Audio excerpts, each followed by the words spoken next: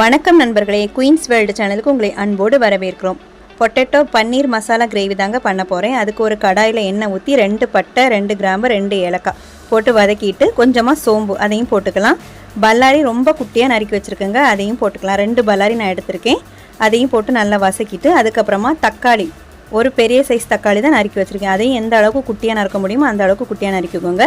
அதையும் போட்டு வதக்கி விட்டுக்கலாம். கொஞ்சமாக உப்பு போட்டுக்கலாம் தேவையான அளவு போட்டுக்கிட்டு அதையும் வதக்கி விட்டுக்கிட்டு இஞ்சி பூண்டு பேஸ்ட்டு இல்லைங்க, அதனால் நான் சும்மா தட்டி தான் போட்டிருக்கேன். அதையும் கொஞ்சமாக போட்டு நல்லா கிளறி விட்டதுக்கப்புறமா அரை முறி தேங்காய் துருவல் எடுத்து மிக்சி ஜாரில் போட்டு அரைச்சி தேங்காய் பால் எடுத்து தனியாக வச்சுக்கலாங்க. பல்லாரி தக்காளி நல்லா வதங்கிடுச்சு. இப்போ அது கூடவே 1 ஸ்பூன் கரம் மசாலா, 1 ஸ்பூன் மல்லிப்பொடி, அரை ஸ்பூன் வத்தல் பொடி, கொஞ்சமாக மஞ்சள் பொடி இதெல்லாம் போட்டு வதக்கி விட்டுக்கிட்டு தேங்காய் பால் எடுத்து வச்சுருந்தோம் இல்லையா, அதையும் ஊற்றிக்கலாங்க. ஊற்றி நல்லா மிக்ஸ் பண்ணிக்கிட்டு கொதிக்க விட்டுடலாம். ஒரு உருளைக்கிழங்கு அவிச்சு தொளி உரிச்சு இந்த மாதிரி பீஸ் போட்டு வச்சுருக்குங்க, அதையும் இது கூடவே போட்டுடலாம்.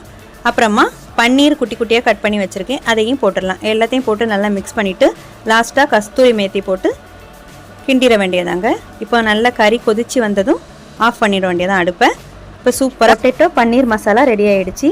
இந்த கிரேவியை நம்ம ஆப்பத்துக்கு, பூரிக்கு, சப்பாத்திக்கு, இட்லி தோசை கூட சாப்பிட்லாங்க. செம டேஸ்ட்டாக இருக்கும்.